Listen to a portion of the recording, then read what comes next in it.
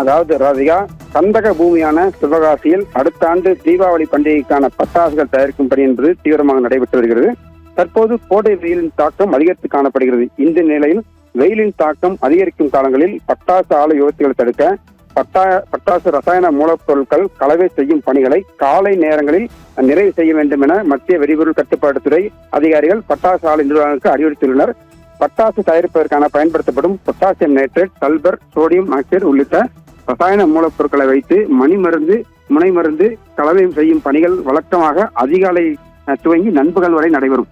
இந்த நிலையில் தற்போது நிலவும் வெயிலும் தாக்கத்தினால் ரசாயன கலவையில் ஏற்படும் வேதியியல் மாற்றம் காரணமாகவே வெடி விபத்து ஏற்படுவதாக அதிக வாய்ப்புள்ளதாக அதிகாரி தரப்பில் தெரிவிக்கப்படுகிறது.